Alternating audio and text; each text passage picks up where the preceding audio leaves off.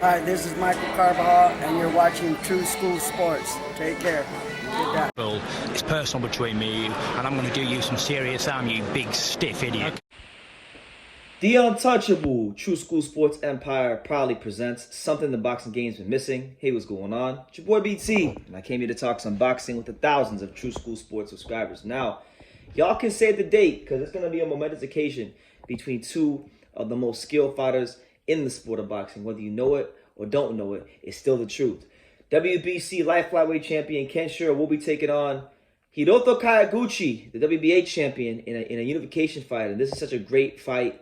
I think not just because of who both fighters are in the weight class, not just because of the skills they have, but also because of where they're at in their careers and what they both have done in their last fight. You know, when we look at Ken Shiro, this is a guy that in his last fight, he took on Masamichi Ibuki, who scored a big upset victory over him in 2021.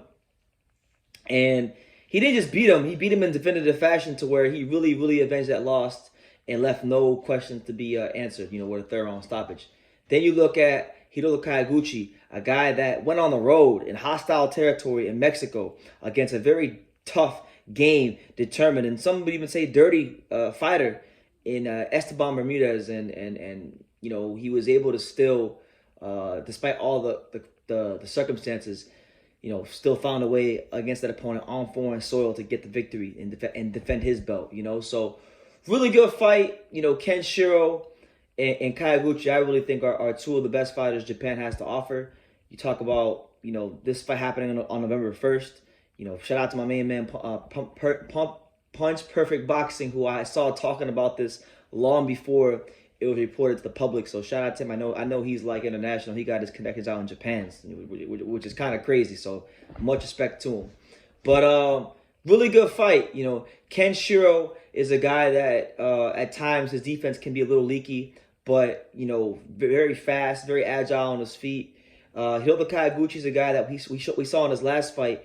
You know, he's not afraid to get down and dirty in the trenches. So I feel like both guys proved a lot in the last fight. I feel like both guys have so much to prove, continue proving going forward. And what better way than to, you know, have a unification fight? I feel like even though Kawaguchi won the fight, there's still a lot of questions about Kawaguchi in the weight class moving forward.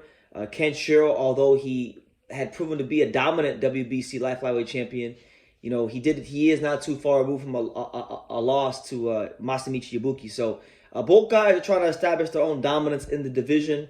And it's Japan versus Japan. You know, you got to respect the Japanese warriors. You know, I'm glad that these guys aren't taking the Canelo route and saying that, you know, I don't want to fight another Japanese fighter because I represent Japan. You know, they're fighting each other with honor, dignity, and respect, which are pillars of Japanese fighters from now and from yesteryear. So looking really forward to that fight. You know, really that many better fights in boxing than that one. Then on the undercard, you're gonna have the WBO light flyweight champion Jonathan La Bomba Gonzalez, one of the only Puerto Ricans in boxing worth a damn, who's actually, you know, right now the only Puerto Rican world champion in boxing. He's taking on now I'm not as familiar with this guy, but he's taking on Shokichi Iwata. All right, now I don't know much about Shokichi Iwata, so y'all can educate me in the comments if you want to. But from the Gonzalez side of things, you know, Jonathan Gonzalez just defended his belt recently. Jonathan Gonzalez, you know, this is a guy that right now they're angling, looking at making him fight the winner of the main event on this card. So Jonathan Gonzalez against potentially Ken Shiro or Hiroto Kawaguchi. That's Puerto Rico versus Mexico. Not a bad fight. He's got to take care of Iwata, which, again, I don't know much about Iwata, so, again, feel free to educate me in the comments. But, you know, I think for Jonathan Gonzalez, this is all about, you know, seeing if he's a consistent champion. Sometimes as a world champion, you're going to fight guys who don't have the big name, the big profile, and sometimes these are the guys you have to watch out for. So I'm looking forward to seeing Jonathan Gonzalez if he can maintain his unbeaten run as a light flyweight, because you got to remember, Jonathan Gonzalez lost in higher weight class. He's never lost at 108, if I'm not mistaken. So Jonathan Gonzalez, you know, there's big things on the line for him. There's big fights on the horizon, but he has to, by any and all means, take care of business, because the reality is this: He's all we got. For Puerto Rican boxing, he's all we got. So I'm rooting for him to get it done and continue to push his way up the rankings and as a champion, and put himself in a position for a massive unification fight, because I feel like him versus Kenshiro or Kawaguchi with the southpaw slick style he has, it's a real good style matchup. So massive things are happening in the light flyweight division. Fights are happening.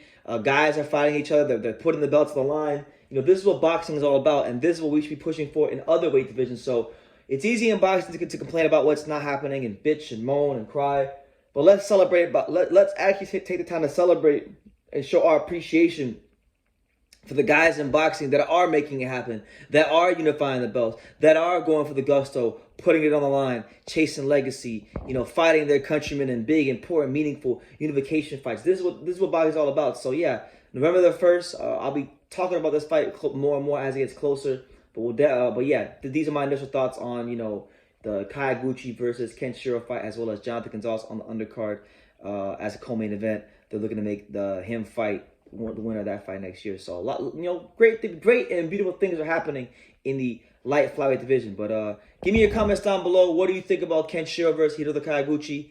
Who are you favoring and why? Personally, for me, if I had to make a pick, it's tough. Right now, just off of memory, I might slightly lean towards Kawaguchi, but very slightly. I really think it's damn near a pick 'em fight, because Kenshiro is very, very, very, very good fighter. Fast, good counter puncher, packs some solid pop in both hands. So I don't think you can go wrong either way. But I'm leaning towards Kawaguchi. I feel like in the last fight with Bermudez, he showed a lot of character.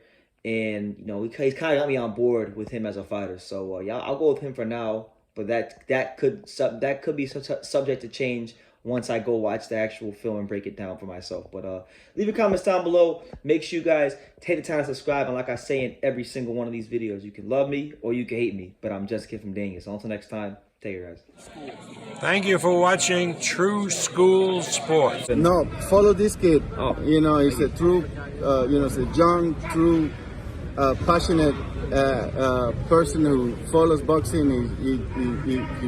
He wakes up thinking about boxing and he goes to sleep thinking about boxing. This is true. Good kid, good man, and looking forward to seeing him everywhere in the boxing world. Hey man, if you ain't subscribed to True School Sports, you fucking up, man. Make sure you subscribe, bro. Fucking up big time. Make sure, man.